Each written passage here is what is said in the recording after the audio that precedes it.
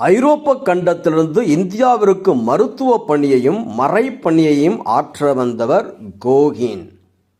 இவர் தங்கியிருந்த இல்லத்தில் பிற சமயத்தைச் சேர்ந்த ஒருவர் வேலை பார்த்து வந்தார். ஒரு நாள் அவர் கோகினின் இல்லத்தை கூட்டி பெருக்கும் போது அங்கிருந்த ஒரு விலையுயர்ந்த கண்ணாடி ஜாடியின் மீது தெரியாமல் மோதி அதை உடைத்து விட்டார். அதற்காக அவர் கோகினிடம் மன்னிப்பு கேட்டபோது கோகின், கவலைப்படாதீர்கள், நான் உங்களை மன்னித்து விட்டேன் என்றார்.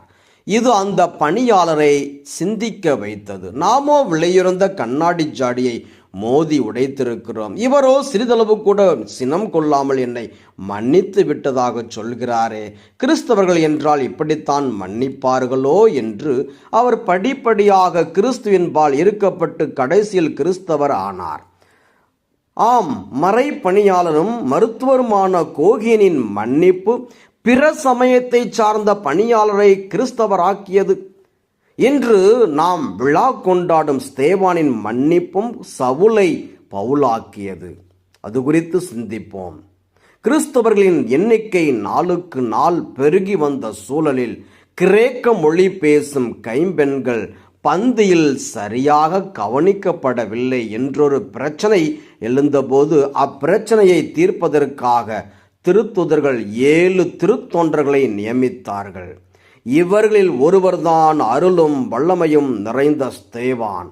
இந்த ஸ்தேவானோடு தொழுகை கூடத்திலிருந்தவர்களால் வாதாட முடியாமல் போகும்போது அவர்கள் அவர் மீது பழி சுமத்தி இறுதியில் கல்லால் எறிந்து கொள்கின்றார்கள். அப்போது ஸ்தேவான், ஆண்டவரே, இந்த பாவத்தை இவர்கள் மேல் சுமத்தாதேயும் என்று சொல்லி அவர்களை மன்னிக்கின்றார். ஸ்தேவானின் மன்னிப்பு அவர் கொலைக்கு காரணமாக இருந்த சவுலின் மனமாற்றத்திற்கு காரணமாக இருக்கின்றது. நற்செய்தியில் இயேசு தன் மீது நம்பிக்கை கொண்டவர்கள் எத்தகைய எதிர்ப்புகளையும் ஆபத்துக்களையும் சந்திப்பார்கள் என்பதை முன்னறிவிக்கின்றார். அவர் முன்னறிவித்தது போன்றே அவரது சீடர்கள் எதிர்ப்புகளை சந்தித்தார்கள். ஸ்தேவானின் வாழ்வில் அது நடந்தது. ஸ்தேவான் இயேசுவை போன்று தன்னை துன்புறுத்தியவர்களை மன்னித்து அவரை பிரதிபலித்தார். நாமும் ஸ்தேவானை போன்று நம்மை துன்புறுத்தியவர்களை மன்னித்து இயேசுவை பிரதிபலிப்போம்.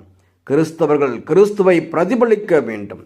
தீமை செய்வோருக்கு நன்மை செய்ய வேண்டும். தீமையை நன்மையால் வெல்ல வேண்டும். மன்னிப்பினாலேயே மானுடம் தழைக்கின்றது.